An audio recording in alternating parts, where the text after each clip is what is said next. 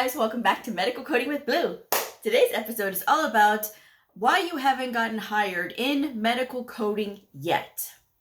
If you're brand new to my channel, welcome. I am Blue, I'm a medical coder. Okay guys, so if you have completed your medical billing and coding program and you're out there applying for jobs because you've gotten your certification and you're running up against a lot of resistance and all of that rejection is very difficult for you to take. Here's some tips as to why is this happening, and hopefully this message will give you a little bit of a light at the end of the tunnel type of message, because you can get hired as a brand new medical coder. It does happen. If you have a defeated attitude, if you're carrying that defeated attitude everywhere you go, of course it's going to be even more difficult for you to see the good things that are happening. Because every rejection is a redirection. Think about that. A rejection is a redirection. That means that that job probably wasn't for you if you are getting the call and, maybe you're interviewing or something happened and all of a sudden you're just not getting the call. Think about that, okay? But let's start out with, what are you presenting to the world? When you are out there applying for jobs, what are you presenting to the world? If you are sending out a hastily put together resume or a copy of the resume that's out there floating around on the internet, that's part of the problem. Now, a resume needs to be no more than 2 pages. Ideally, it's on 1 page, okay? You can have 2 pages, but ideally, it only needs to be one page. You do not need to go back past 10 to 15 years. That should be the extent of the time that is on your resume. If you have that you worked in the 80s and the 90s and the early 2000s, we don't need to know that. If the hiring manager is looking at this, they need a quick snapshot of what skills are you bringing to see if you are going to fit in with this role, okay? And you need to have an objective statement. Do not have an objective summary, because as a brand new medical coder, you do not have a summary. You have an objective. What do you want to do at this company? And don't send out a blanket resume and then get all mad because no one's calling you. If you are not updating that resume in that objective statement every single time for that job title, for that particular organization, if you are not doing that every single time, that's why. Part of the reason that you're getting rejected immediately, because you're not giving, sometimes it's running through a scanner, right? To see if it has all those words, right? That's connected to that job listing so it can be moved on to the hiring manager. If you are not giving it what it needs to see, the exact job title, there's a good chance your stuff is going to get tossed aside, because, again, you're not following directions. You're not giving them what they need to know. So what do they need to know? Why are you applying? Next, what skills are you bringing? Well, Blue, no, I've been a stay-at-home parent and I haven't had any.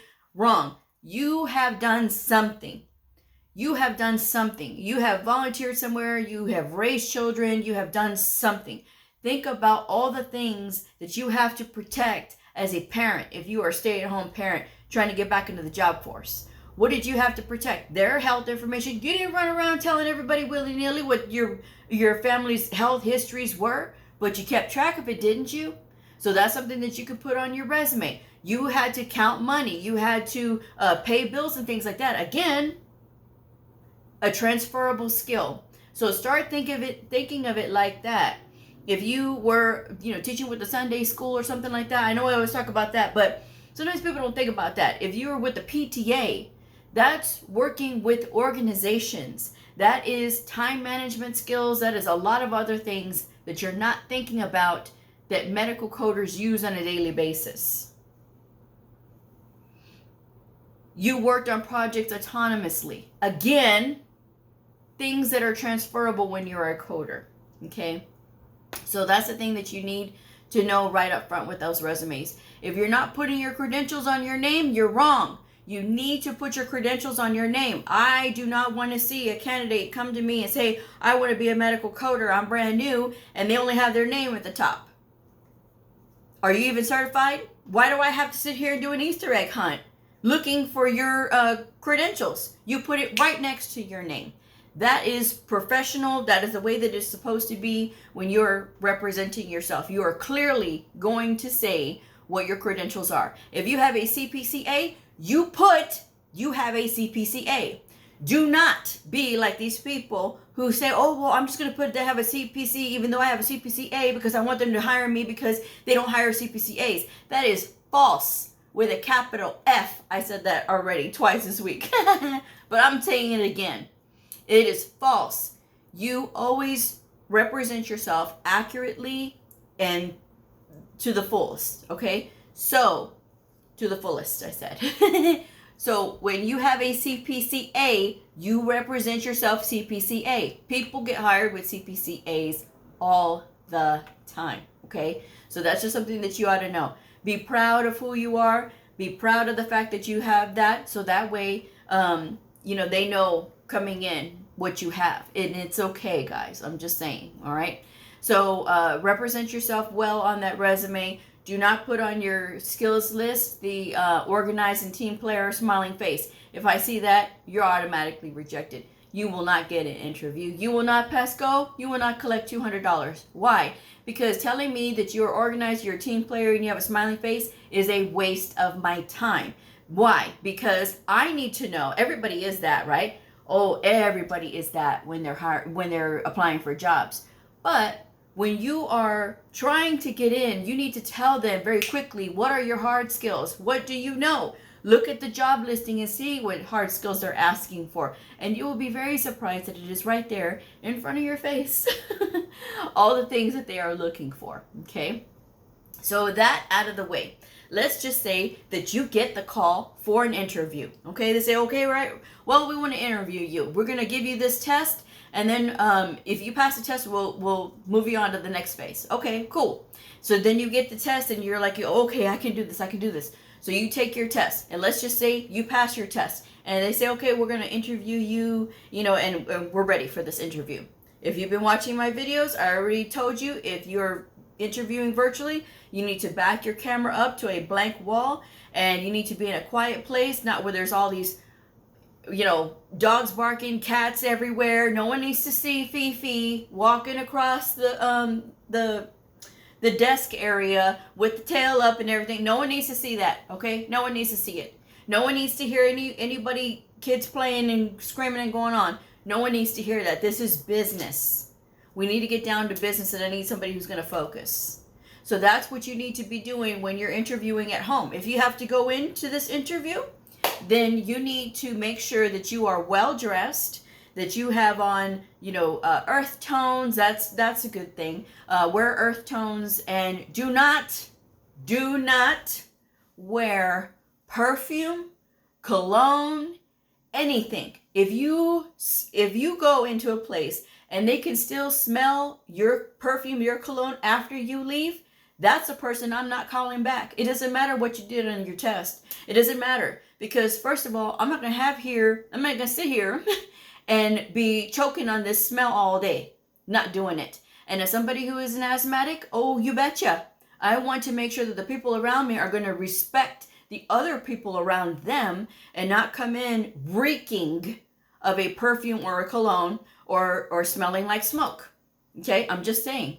Because again, you're trying to get hired for the right reasons. You're trying to get hired because you have this skill and you can do this.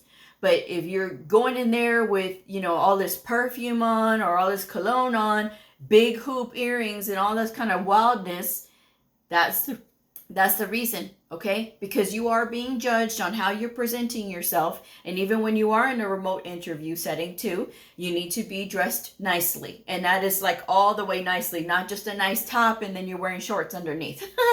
Don't do that, okay? You need to make sure that you are, okay, everything, you're ready and you're packaged well. So that's what you need to do, guys, because again, these are the reasons that people are not getting calls back.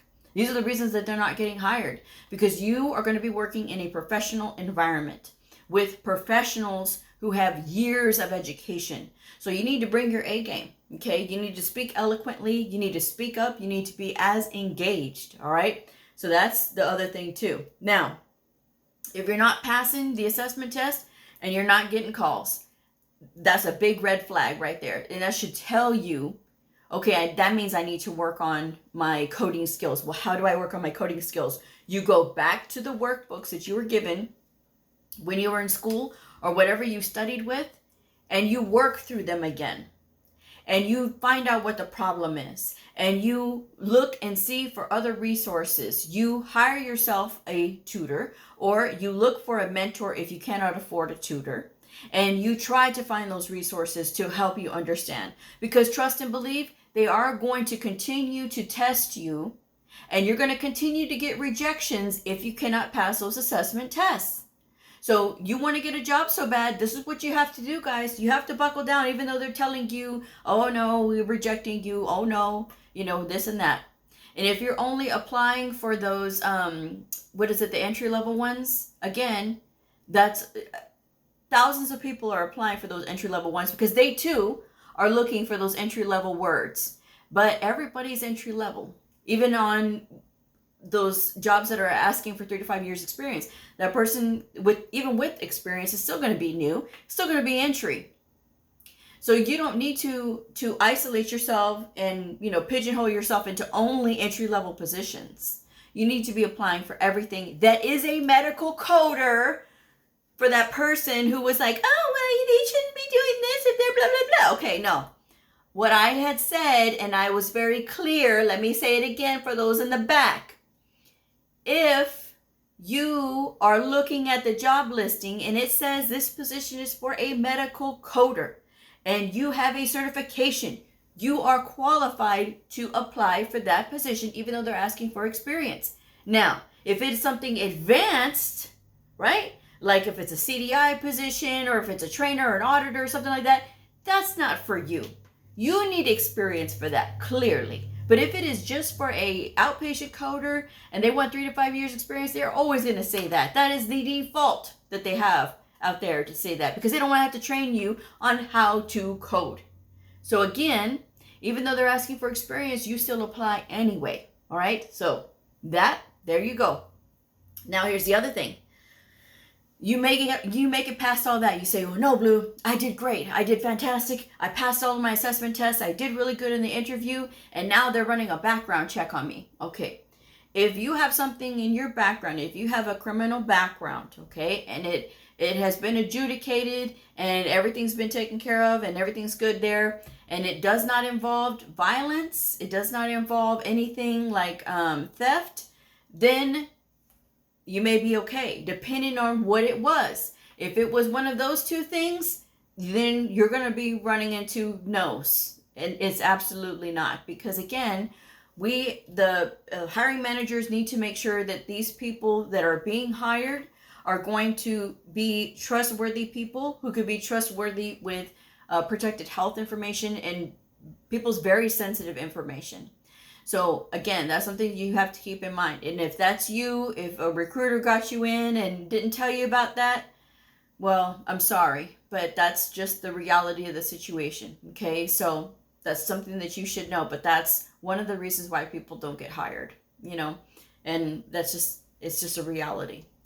The other thing too is not being able to pass a Tinkle test. If you do something on the weekend and you say, oh no, it doesn't affect my work, these employers would probably beg to differ with you because technically you would be a liability if you are doing that even recreationally, or you have something else going on that you use it for or whatever. It doesn't matter to these employers. They have to know that the people who are doing these coding these records are of sound mind. That's what they need to know. Okay, so I'm just saying that. Anything else, you'd have to ask them specifically, but that's just something that you need to know. And that's why people are getting rejected a lot too, because they're doing that. When I got hired on for the level 1 trauma hospital when I was working at home remotely a few years ago, that was one of the first questions my interviewer had asked me, who turned out to be my boss. She was like, Blue, this interview is going very well. She goes, but I do have to ask you this one thing. It's going to be a funny question. I was like, what's that? And I'm thinking, okay, what's she going to ask me? She's like, can you pass a test, like a Tinkle test? And I said, yeah. And I said, why? And then she goes, believe it or not, there's a lot of people that can't. And then she's like, and I've been so disappointed because, they they claim that they're ready for this interview, and then they know they can't pass it, so I can't hire them. And it's just company policy. And so, no, I can, And so she's like, okay, good, but that's what they look for. So if you are taking those tests and you're coming out hot on those tests, that's another reason why. But this is getting hired on with medical coding is not an immediate process. It does happen quickly for some people, but this is a very small number of people. Most of the time you are looking for months. It doesn't happen right away. It could be 2 months, it could be 6 months, it could be 9 months, it could be a whole year that you're looking. So this is why you have to continue to do whatever job it was that you were doing before you started doing the coding, or you started learning to do coding, because you're going to be in it for a while you're looking for a job. Now, I've done that. I looked for 2 months before I got my first job with a temporary agency. There's temporary agencies in every single area. You can Google temporary agencies for medical professionals. If you ask me in the comments, I will not respond to you, because I just told you that you have to Google in your area. There is no national branch that I recommend, because there really is no national branch for this. There's staffing, right? That you see them all the time. You see them all over LinkedIn. I don't like to call them out, because I don't like those people. Because the simple fact that, they just only want certain things, and they're just headhunters, basically. Temporary agencies are going to actively try to get you work, because if you work, then they make money. And it's all about, okay, they make money, then they're happy. So that's what you need to know. When you go to a temp agency, like I did, I went to a temp agency and I took a test with them. They said, okay, you're competent. We're going to get you a job within a week. And I said, okay, not really thinking anything, because I had been rejected so much. And then within a week, they had a job for me. And they said, okay, this is a 3-month assignment. We can send you on, but you'll start getting experience. And so I took it. I didn't get picked for the full-time position, but they had another position for me. And so I was able to go with that one. I was there for 8 months, and then I came here to my forever home. Okay. So that's the thing that you guys need to know. Sometimes you have to think outside the box when you're applying for these positions. And that means going to a temp agency. And guys, it doesn't matter to me why you can or can't do it. Because sometimes people will say, well, I can't do it because of this and this, and I need this and I need that. Guys, you need experience. You need experience. And that's why you go to a temp agency, to rack up that experience. Because if they don't have coding positions, sometimes they may have like another position that could get you experience. Sometimes it may be for a biller, medical biller. And you can start your journey that way. But if you're going to set up all kinds of like barriers as to, oh, you can't do this, you can't do that, you can only work at home, you can only do this, you only want this type of job, you only want to work part-time, that's where this does not work. Because here's the thing too, and I have to do a show about that for sure, about working part-time.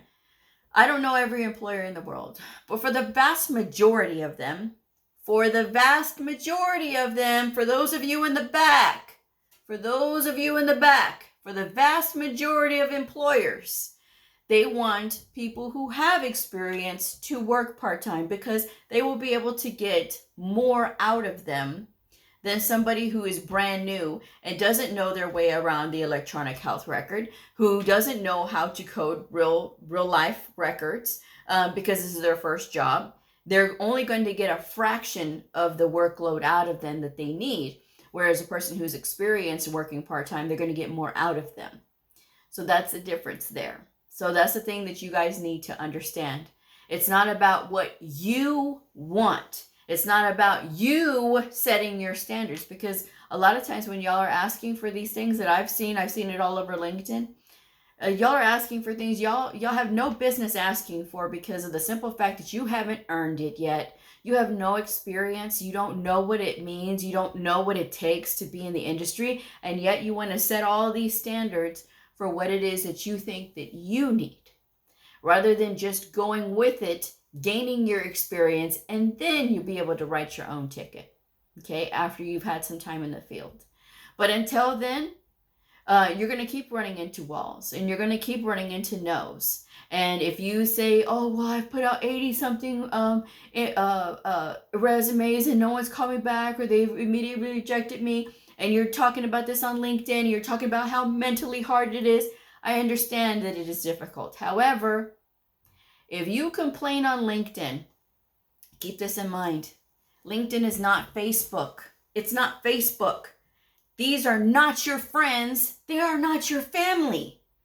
These people are going to be your future coworkers and people that are going to know who you are based on your name and the fact that you were complaining about how hard it is to find a job and how many resumes you've been putting out. I understand like keeping track of it for like, just statistics sake, and you're putting that out there and you're encouraging people. But when you start sitting there in the same sentence whining about how it is so difficult, everybody before you went through the same thing. Everybody before you had those same doubts and those same thoughts and the same kind of mentality of like, oh my gosh, this is ever going to happen. It will.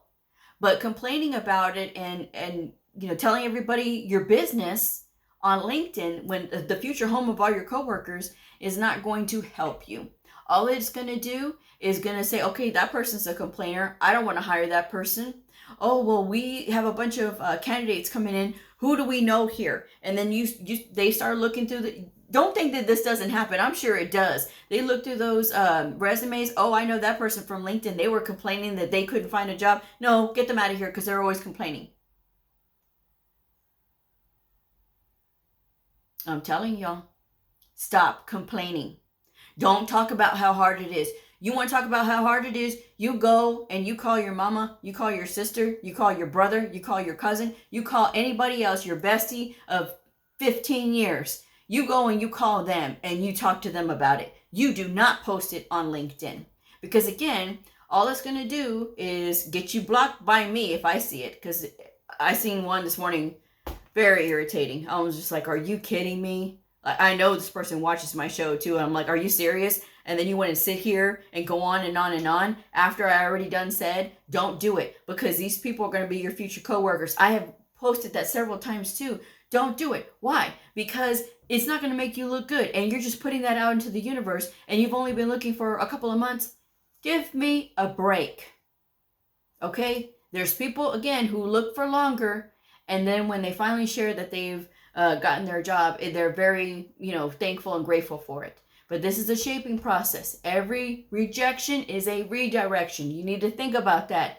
Do not complain on LinkedIn. Do not complain. Okay? I'm just saying that's my biggest bit of advice is do not complain on LinkedIn. Because that may be another reason why you're not getting hired, because they know that you've been complaining on LinkedIn. I'm just saying. So, with that said, I'm going to go ahead and wrap this one up. But guys, keep applying. Even though you're getting a bunch of rejections, be gracious when you are going into these interviews, because every single interview you go on is going to be getting you better for when you do go to your forever home. And don't put all your eggs in one basket and be like, oh, I'm so excited about this interview and blah, blah, blah. Well, guess what?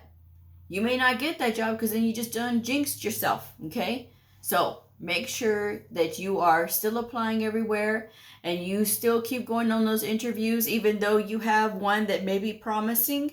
You don't have an offer yet. You make sure that you go on that next interview because you don't have an offer yet. And no, you're a free agent until somebody picks you up. I'm just saying. So with that said, I'm going to go ahead and wrap this one up. Thank you guys so much for joining me. If this video helped you, please like, subscribe, and share, and I'll see y'all next time. Bye.